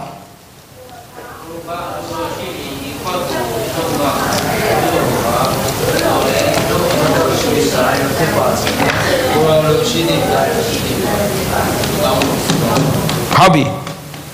ယေရှုဆုတောင်းနေတာဤခွက်ကိုလွန်နိုင်လျင်ဟုတ်လားလွှဲပေးပါလွန်သွားပါစေတိုးတော့ကျွန်တော်လိုတိုင်းကိုရောလိုတိုင်းဒါဆိုမေးမယ်ယေရှုရဲ့စန္ဒကဘာလဲကဲပြောယေရှုကအဲ့ဒီကားတိုင်းတက်မဲ့ကိစ္စကိုတက်ချင်လားရှောင်ချင်လားပြောအဲ့ဒါယေရှုစန္ဒပဲ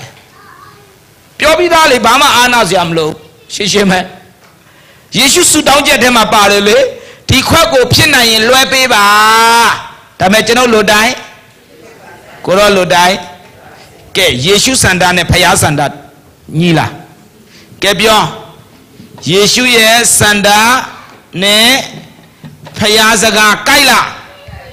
မကြိုက်တဲ့ခါမှာယေရှုဘသူ့ကိုဦးစားပေးလဲဖယားဦးစားပေးတယ်ယေရှုစန္ဒနဲ့ဖယားစကားမကြိုက်ဘူးဒံယေလမှာကြားတဲ့ဘယင်စကားနဲ့ဖယားစကားမကြိုက်ဘူးအဲ့ဒီခါမှာဘသူ့စကားကိုဦးစားပေးလဲဒါပဲယေရှုကိုယ်တိုင်ကသူလွှဲခြင်းတယ်ဒါပေမဲ့သူ့တော့ဖယားလိုတိုင်းဖြစ်ပါစေဟုတ်လားမဟုတ်လား ဒါကြောင့်ဒီနေ့ဓမ္မရှိတဲ့မိဘညီကိုမောင်နှမတွေကျွန်တော်တို့ကဘုရားစကားနားထောင်ဖို့ပဲအရေးကြီးတယ်ကဲနောက်ဆုံးတစ်ခုကြည့်မယ်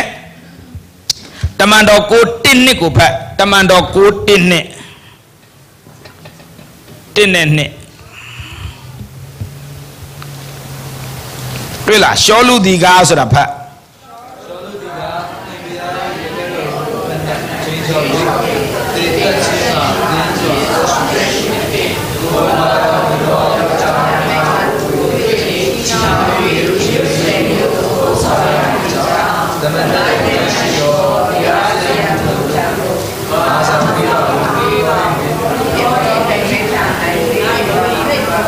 ရပြီလိုက်ဆိုဝင်၍တောင်းပြီးမှပြန်ဆိုဝင်၍တောင်းပြီးမှပြန်ဆိုဝင်၍တောင်းပြီးမှရှုပ်ကြည့်သူတွေကိုနှိပ်စက်ဖို့တောင်းပြီးပြီလားမြန်မြန်ပြောမှားစာတောင်းပြီးပြီလားတောင်းပြီးပြီလားအပြန်မှာပြောင်းလဲပြီလားအဲ့ဒီအပြန်ခရီးမှလေအဲ့ဒီအပြန်ခရီးမှလေ19-20ဖက်ထို့နောက်ရှောလူသည်ဓမ္မတမျိုး၌ရှိသောတပည့်တော်တို့နှင့်တူကာလတန်ရာနေ၍ယေရှုသည်ဘုရားခင်သားတော်ဖြစ်ကြောင်းကိုတရားစရက်တို့၌မဆိုင်မလီဟောလေဤကြည်19-20အခန်းကြီး9ပဲကဲဒီမှာအခုပဲနော်ကျွန်တော်နှိပ်စက်မယ်အဲ့လူတွေယေရှုကြောင့်ပြောတဲ့လူတွေနှိပ်စက်မယ်စာပေးမှားစာကိုဝင်၍တောင်းပြီးမှတွဲပဲတွားလဲတွားလမ်းတော့မှပြောင်းလဲတဲ့နောက်ဆုံး तू တွဲမယ်ဆိုတဲ့လူတွေနဲ့ तू ဘာတွဲလားပေါင်းမိသွားလားမြန်မြန်ပြောတွဲလားပေါင်းမိလားတွဲဖို့စာရပြီလားယူပြီးပြီလားစာပေးလိုက်ပြီလားတွားတဲ့လမ်းမှာပြောင်းလဲလားနောက်ဆုံး तू တွဲမဲ့လူကို तू တွဲလားပေါင်းလားထမေးမယ်ရှောလို့သူ့စကား तू နားထောင်လားပြောလေသူစကား तू နားထောင်လားအစစ်စစ်ရှိလားသူအစီစဉ်တိုင်း तू သွားလားပြောနောက်ဆုံးပါ तू အစီစဉ်တိုင်း तू လုပ်သလားဖះအစီစဉ်တိုင်းလုပ်လားတာမန်မဟုတ်ဘူးရှောလူကချစ်တော်ညီကိုမောင်နှမတို့မှားစာတောင်းပြီးရပြီးမှတွဲမယ်ဆိုတွားတာလမ်းမှာပြောင်းလေတော့ချက်ချင်းပဲတွဲမဲ့လူနဲ့ပြန်ပေါင်းပြီးတင်တန်းတက်ပြီးမှယေရှုဟာဖခင်သားမဆိုင်မလင်တရားဟောတော့တာပဲကဲတကြီးကြည့်နော်ဖခင်အကြီးကျယ်သုံးတာလဲသွားမပြောနဲ့ဓမ္မကိုစကားကိုနားထောင်တဲ့လူတွေမဟုတ်ဘူးသူတို့စကားကမဲမဲရမဟုတ်ဘူးလေတာမန်လူတွေမဟုတ်ဘူးအမှန်ကန်နေရှောလူတို့ကတိုးတော့ဖခင်စကားတန်ကိုကြားတဲ့အခါမှာငါပါလေဆိုတာအရေးမကြီးဘူးဖခင်စကားနားထောင်ဖို့ပဲအရေးကြီးတယ်အဲ့တော့ဖခင်သူတို့ကိုမသုံးမဲ့နေမလားဟုတ်လားမဟုတ်လားဒါကြောင့်ဒီနေ့ရောက်လာတဲ့မိဘညီကိုမောင်နှမများကျွန်တော်အားပေးခြင်းနဲ့ချစ်တော်ညီကိုမောင်နှမနားထောင်ခြင်း၃မျိုးရှိတယ်လူစကားနားထောင်တာကိုယ်စကားကိုနားထောင်ဖခင်စကားနားထောင်ဖခင်ဘယ်သူ့ကိုလိုချင်လဲဖခင်စကားဒါဝိဒ်ကပရောဖက်ကိုခေါ်လိုက်တယ်လောင်းမဖတ်ခိုင်းတော့ဒီတိုင်းပြောမယ်200ခန်းကြီး9မှာလောင်းပရောဖက်ကလာငါဗိမာန်တော်စောက်ခြင်းတယ်အရှင်မင်းကြီးအမိန့်တော်ရှိတဲ့အတိုင်းလုပ်ပါပရောဖက်ကငါဗိမာန်တော်ကြီးစောက်ခြင်းတယ်ဘာဖြစ်လို့သိလားငါလိုတော်သားတိုးကြောင်သားဘာစင်တမ်းမှမရှိတဲ့လူကိုဘုရားသခင်ကငါ့ကိုဘယင်လောက်ခိုင်းတယ်ဒါတော့ကြီးမြတ်တဲ့ဘုရားဒါတော့ကောင်းမြတ်တဲ့ဘုရားကိုကွာငါအိမ်အကြီးကြီးစောက်ပြီးတော့မှချီးမွမ်းမယ်ဖခင်သခင်နိုင်ငံတော်အတွက်အိမ်အကြီးကြီးစောက်မယ်အိမ်တော်ပရောဖက်ကဘာပြောလဲအမိန့်တော်ရှိတဲ့အတိုင်းလုပ်ပါပြန်တော့ဖခင်သခင်အဲ့ပရောဖက်ကိုနှိုးတယ်ဟေးထအပိုင်ငယ်419မှာဒါဝိဒ်ကအိမ်တော်စောက်မယ်ဆိုနေကငါမမေးပဲပြောအောင်နေကဘာမလို့ဟမ်ထငါဘယ်တော့အိမ်နဲ့နေဘူးလေပြောပရောဖက်ကိုဘုရားသခင်တွဲပြီငါဟောတော့နေရဒီလူတွေကိုတောထဲကနေခေါ်ခဲ့တာလေဒီနေရာကိုငါတောထဲမှာ ngà lệ bí này để tụi này ngà bè đó anh nên này lệ pio tua sáu chân này lo pio rồi nè bà mô lo khuyên pio là lệ pio ngà mà mày bên này cô bà hậu là bị thiệt tua pio ngà mà nêu mà sau này ngà tuổi tua pio đào ấy mà lâu bà này ta mà lo màu vụ chân nó lên mày ya màu pro pa aku tầm yêu pio khăn bà long bà lệ nên bà thấy cả đi bà đi say à mà lâu đó là hả mà nãy giờ cho chim biển là bro vậy đào ấy phải giáo cái ngao biểu đấy nè anh đồ mà sao bảo đào ấy cả hả bà biết rồi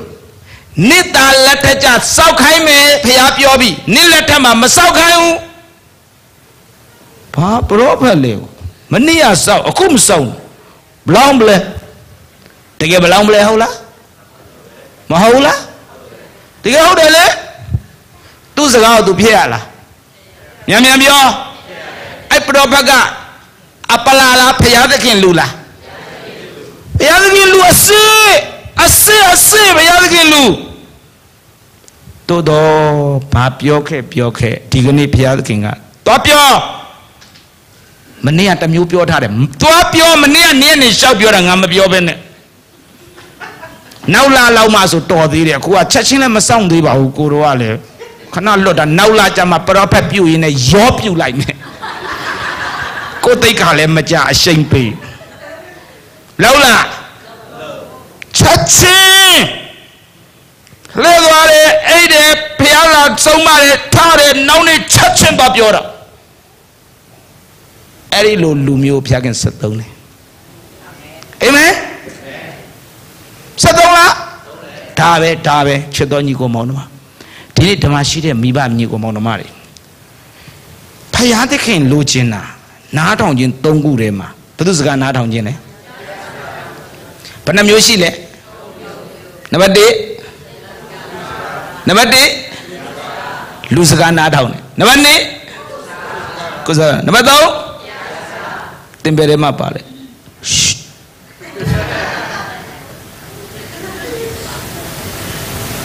hậu là ta chọn thì này áp ý gì nè ná thòng gì bên miếu tông miếu ná thòng gì tông miếu chi nó ná thòng gì tông miếu thiếu sao cho nó bắt bạt thế này bắt mà ta long một sông báo cho nó thế nào nên nè bé ta này hotel này cho nó mất suy gì này chỉ du rồi chọn ha ta đi miai tì là ta này bé hút mà tiền áp chết đấy, ở đó thì này ta cho nó lấy khoai à, phía thế kia, cho nó rồi, tu sửa nát thòng nào bên lối trên, tu sửa nát thòng mình ta khát đi, tất cả cha đồ lúa, sẹo quay đồ lúa chết đấy, tu đồ bà phía thì cái này tivi, ta phía thế kia, ngao tiền gì trên này số tiền mua lúa làm lúa là, short đấy, chẳng cao là, sửa nát thòng mình số tu chẳng xóa là. Yesu tu sanda ne bia sanda tu la tu sanda soa la soa đấy sholu mà ra tao bị mà toa bị mà bong lại đấy tu mà ra bám mà tông cũng miao lùi lá mà ra bị lại đấy là đi con bà lâu đã là khu nào về tông toa rồi họ toa rồi bong lại đấy chi prophet chi thì này phía thế kia tông này lười à phía thế kia sẽ có trái ngã ba lệ mà tiêu chân ná thòng bù bè amen tại vì thì này cũng cho nó tất cả đều sắc cảm worship team siêu là bì vào thì này tất cả đều sắc cảm thì này tên tất cả đều mà đặc biệt ase mà cho nó chấm à lu sắc ná thòng nào cho nó mà biểu đâu phiêu lại ta dễ mà chịu ta ná lệ bì ta ta đi ta pa mua lu saka nam thòng này rồi là pa mua tivi da mất đây phiêu saka cô saka cô ná thòng mi để thôi đi quăng khai nhau phiêu kỳ ship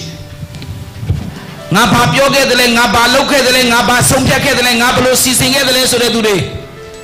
thì cái này cô saka này phiêu saka mất tu đấy khám mà တော့လို့ကိုယ်စကားကိုကိုနားထောင်မိရင်အမြဲတမ်းဝမ်းနေရမယ်နော်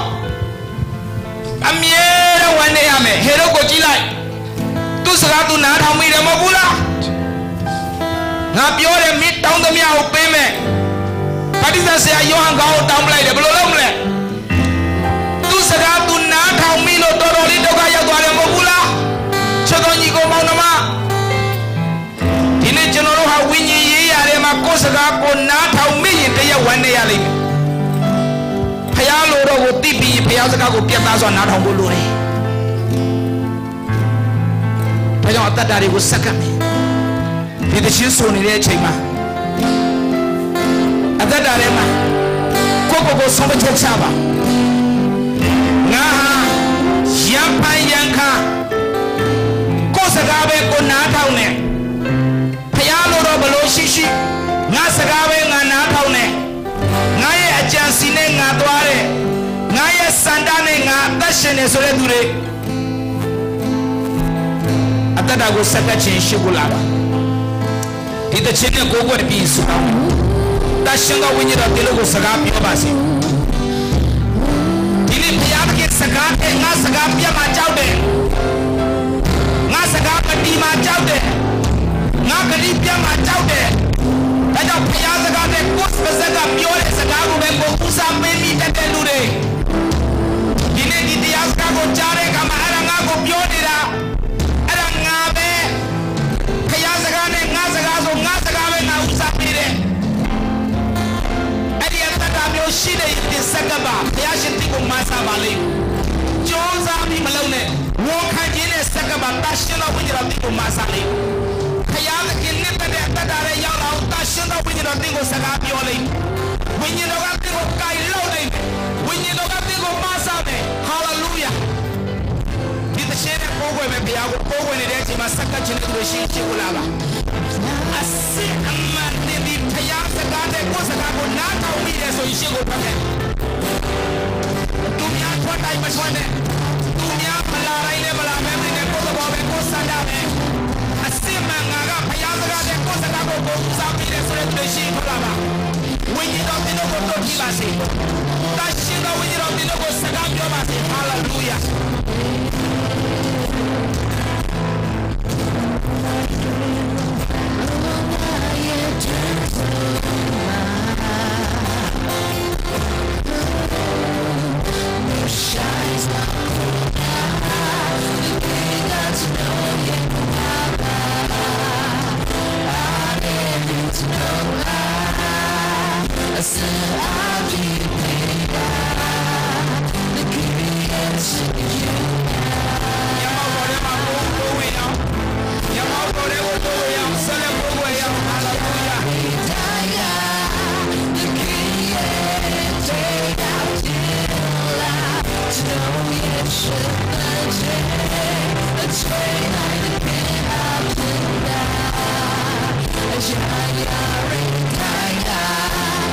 Yeah.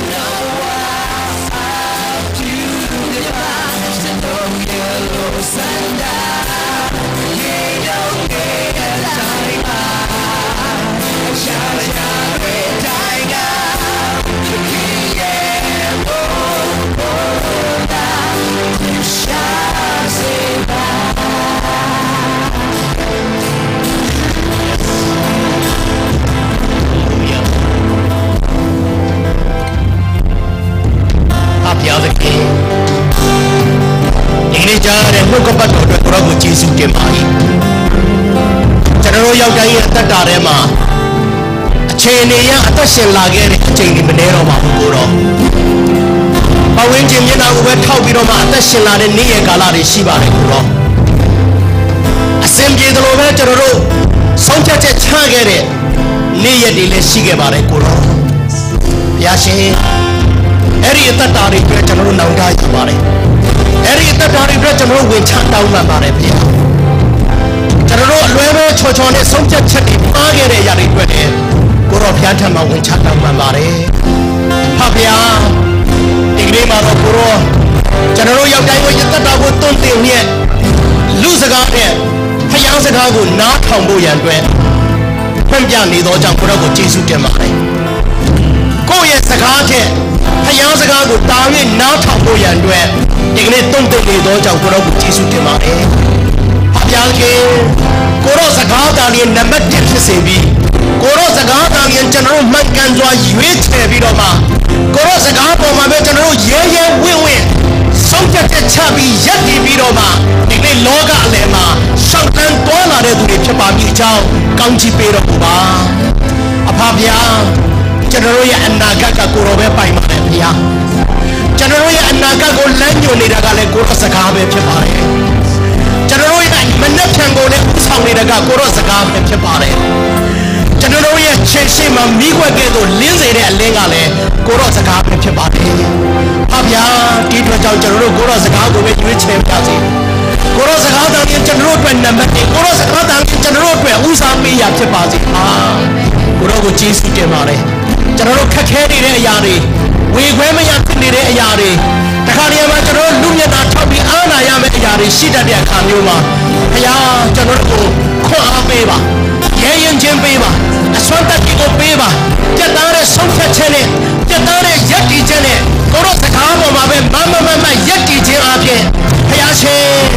ရှောက်လို့မရတဲ့ရေပြင်ပေါ်မှာလမ်းလျှောက်လို့ရတဲ့လမ်းမျိုးကိုပြင်ဆင်တာကကိုရောစကားပဲဖြစ်ပါတယ်ဒီအတွက်ကြောင့်ကိုရောကျွန်တော်တို့ရောက်တိုင်းရဲ့အတ္တကိုဆက်လက်လမ်းပြပါကျွန်တော်တို့ရောက်တိုင်းရဲ့အတ္တကိုဆက်လက်ဦးဆောင်တော်ပါကိုရောရဲ့စကားတိုင်းနဲ့ကျွန်တော်တို့ဝန်ခံပြီးတော့မှကိုရောရဲ့ဘုန်းကိုဖြစ်ရှားနေတော်သူများဖြစ်စေဖို့အတ္တအသီးသီးကိုဆက်လက်ကောင်းကြီးပေးပါစွာပို့ဆောင်လမ်းပြပါမည်ကြောင်းလမ်းညွှန်တော်မူသောထွက်ပြတော်မူသောတွန်းတင်တော်မူသော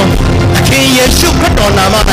ကျေးဇူးတော်ကိုချီးမွမ်းလျက်ဆုတောင်းစက္ကအနံ့ကြပါ၏အထာဝရမြတ်စွာဘုရားရှင်